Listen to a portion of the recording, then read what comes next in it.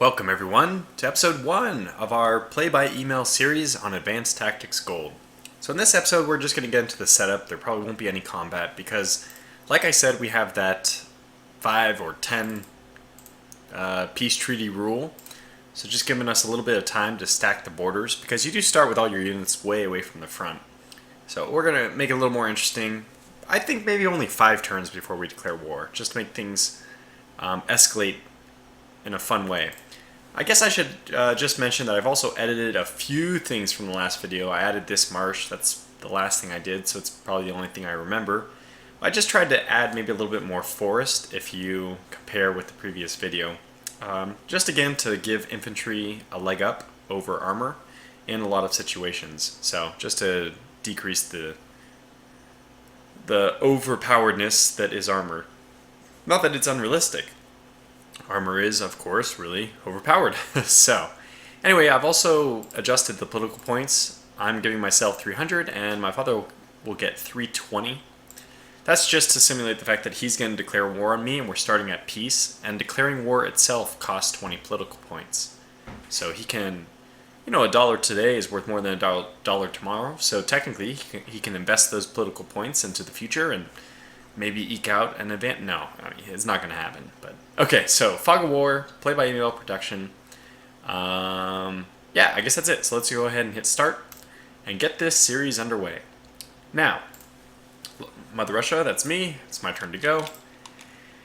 This first turn is going to be more about setup than anything else. So what I plan to do, we're first going to talk about strategy, but after I talk about strategy, we're just going to do setup. And after this first video, on the first turn, I'll probably do turns 2, 3, and maybe even 4 off camera. So I'll just bring you back the turn before we expect war will be declared. And then we can start, it's just not going to be so interesting the first few turns. However, if I see a lot of comments saying, no, we really want to see the build-up, then I can do that. It's not, I'm going to be playing those turns anyway, so it doesn't really make much of a difference to me whether I record them or not.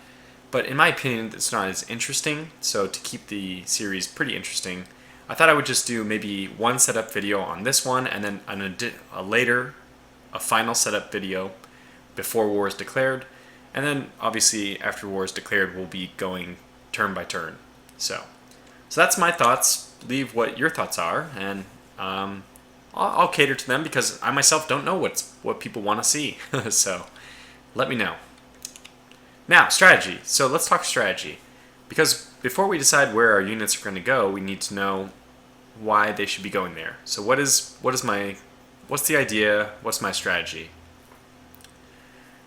When we look at this border, we see that in the north there's a stream, and because it's mirrored, of course, in the south there's a stream. So that leaves only the center corridor open for easy movement. And we also have to take into consideration supply. So we can see that the supply starts to fade around the edge of this stream, which means, of course, crossing a stream, we can see here, it's 83 here and it's 153 here. So to cross the stream, it costs 50 in addition to whatever supply cost would normally, the hex would normally cost. So this is just plains. It usually only costs 20 to move into plains, but we add 50 from the stream, and it causes this to be a 70 jump in supply action points, which usually just means you're jumping from at least green to yellow. But if you're in yellow, that means you're probably jumping from yellow to red. So it's just a very bad supply situation over here. Very bad. What that means is, in order to cross over here, if you don't want your units to be cut off, you're probably going to have to snake a road up. And roads being visible, that's not the most stealthy or surprise attack you can do. And even when enemy territory is lost, we can see that I even have vision of the edge of my border. And I think that's true. I think that's true that I will actually spot enemy units. I won't know at all what their content is, but I'll have some scouting information. So we look here, my reconnaissance is 2. Yeah, it's 2 basically everywhere that it's not, everywhere along the border it's considered 2. So I guess all of my friendly territory is 2, which gives me this little bit of vision. So that being said, what does that mean for us? It means that these zones in the north and equivalently in the south, because this right here is just the mirror of this. So you can see my city down here is at the base of this mountain range with the little stream. And over here, his city is at the base of the mountain range with the stream. So if I'm talking about one aspect, we know that it's exactly mirrored on the other side. Because it's not like horizontally symmetric, it's rotationally symmetric. So you can spin this 180 degrees and it would be exactly identical. Besides the fact that I put these forests in the north compared to the low forest just to try to add a little bit of flavor, north versus south. Anyway. Okay, so that being said, I think it's going to be very difficult to ingress in the north and similarly to ingress across this stream towards their city in the south. It's going to be very difficult.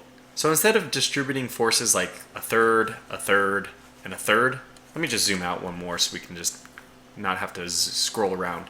Instead of doing a third, and a third, I think what I'll end up doing is probably more like 10%, 80% in the middle, and 10% in the bottom.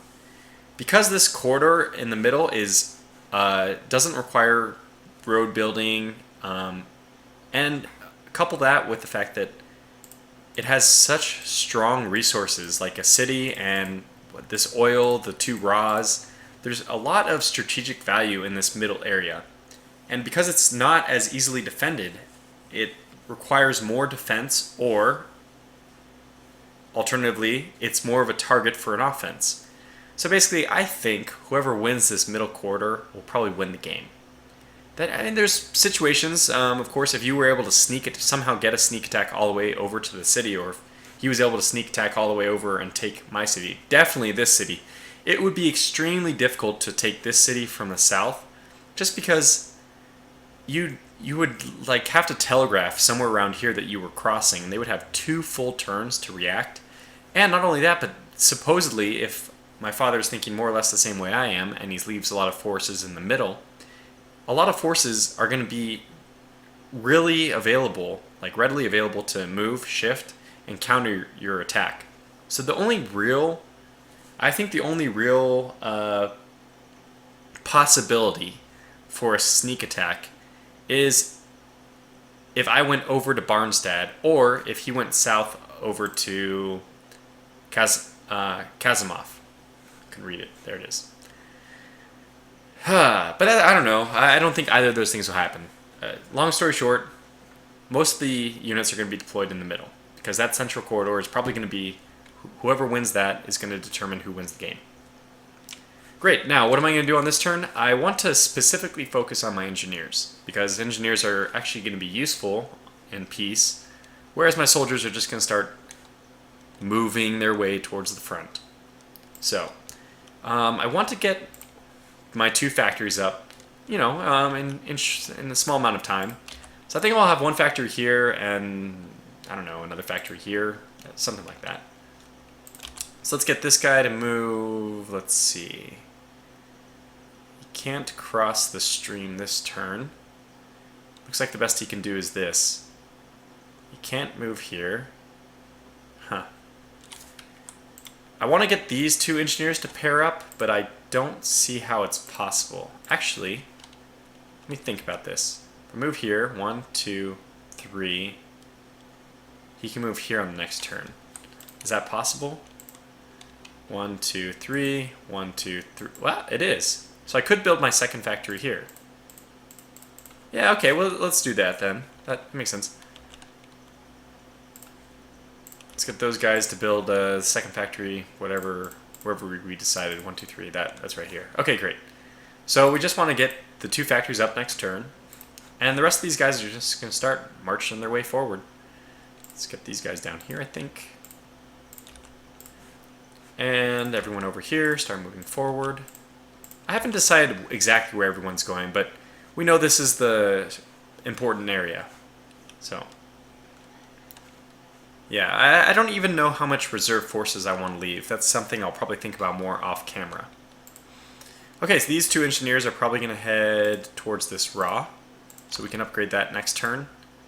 Just because raws are going to be a bit of a problem. When I adjust my production, you're going to see why, because we start with only 6 trains, and I think that you need a lot more than 6 trains to conduct a good campaign. We need a lot of logistical points, a lot of rail capacity to shift all the troops around. I mean, we have 252 riflemen. You can see that transferring this number to, I don't know, any unit over here costs 230 per, which means that we can probably get like 60. Yeah, not even 60. Like 52 riflemen is all we can transport to the front from where we are. That's just unacceptable. We're going to need probably close to 15 trains, something like that, in order to have the rail capacity that I desire. Okay, so that's that. We're going to want to move these units forward as well.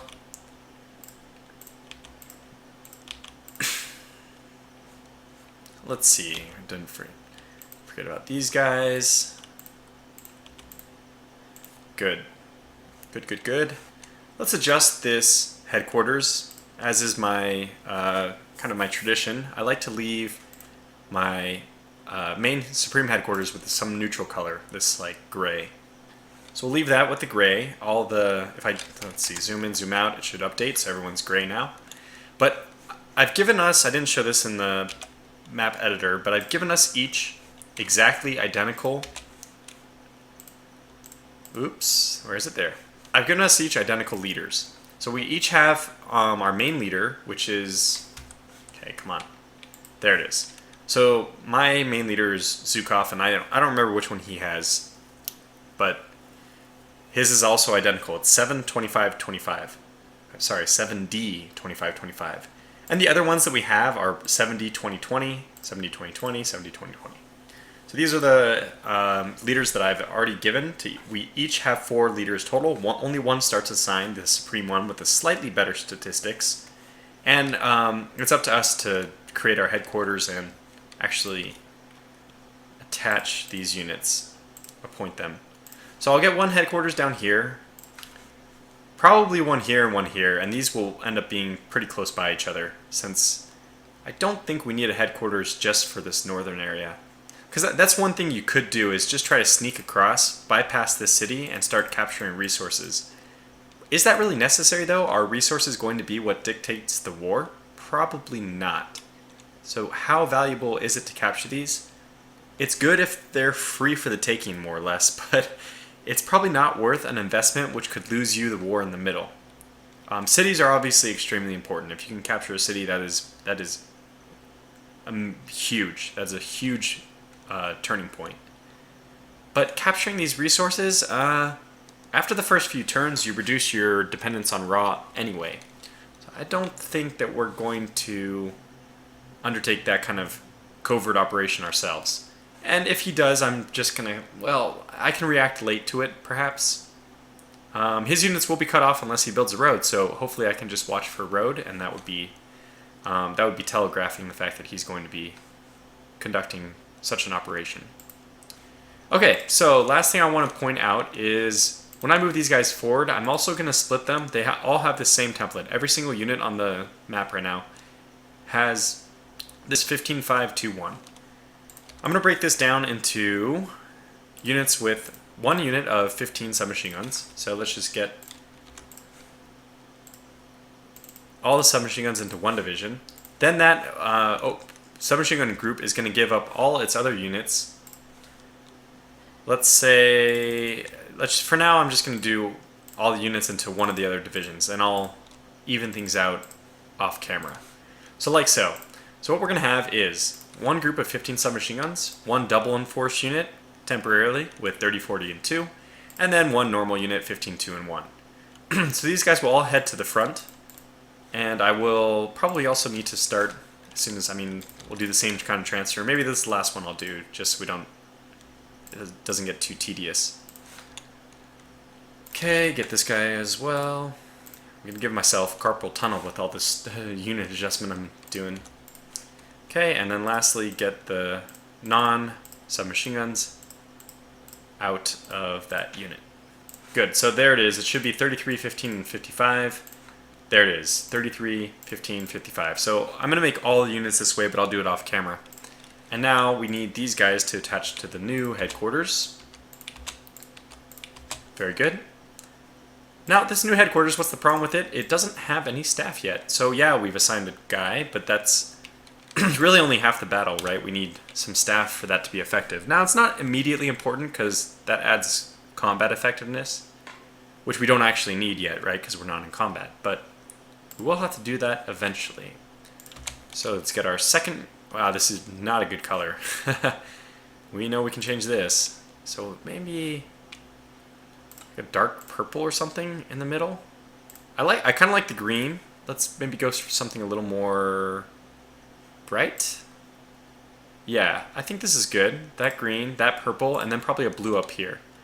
So let's get a new headquarters, and this guy will be a nice light blue.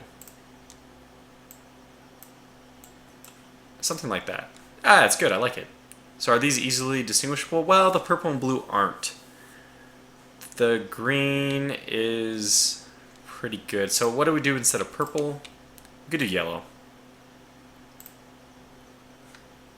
Maybe a little. That's fine. Okay, good. So that is very distinguishable. Yellow and green. We can make the green a little bit darker now, since we know that we're going to be dealing with yellow is going to be its immediate neighbor. So yeah, maybe a little darker. Okay, probably not extremely necessary to make all these. That's good. That's really good. So these are three very distinguishable colors, especially in this order. So, okay, so what else do we need to do? Yeah, we're going to need to change our production next. So we have our headquarters. I'll go ahead and switch all the people. Oh, yeah, what is this engineer going to do? I guess he moves. No.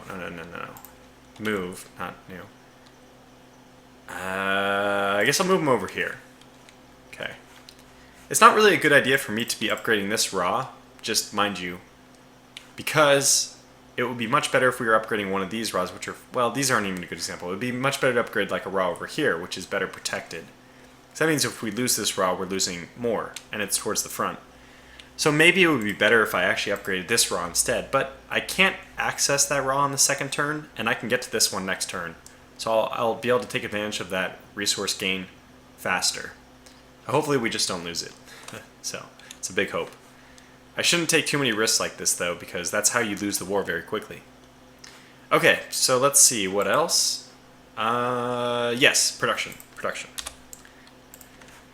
I already mentioned it. I don't like these fractions, by the way, so we'll be doing some adjustments just to get rid of those fractions. That's my first order of business, in fact, is to get everything so it'll be an even number my next turn. I'll start off doing that. Good, and then we probably don't need all these riflemen to be created. That's kind of a lot. I know for sure that we want more trains here. And probably we don't need that many political points. Well, I don't know. Something like this? No, I think we'll do 20, 20, 20, and 40 for trains, because we're going to need more trains. We have already seen how 6 trains just won't cut it. I'm also going to switch this over to staff to start getting my staff numbers up a bit. And I'll even switch over this guy to staff as well. So next turn we'll get 4,600 supply. If I'm not mistaken, that's way more than we need. Yeah, so our total right now needed is probably around 1,000. And we were producing 3,000. Next turn we're actually producing even more. So even more overkill. There's never too much overkill, right? We'll be getting 4,600 supply, even though we're probably only using about 1,000. 56 political points. Well, I don't really know how to spend those initially, so that's fine. It's good enough for me. 120 more riflemen, that's good. We'll throw them to the front, and then the much needed staff, and the even more needed trains. So, I think that concludes everything I wanted to talk about in this episode. What I'm going to do off camera, so what I won't bore you with, is continuing to separate these into the different headquarters and moving all the units forward.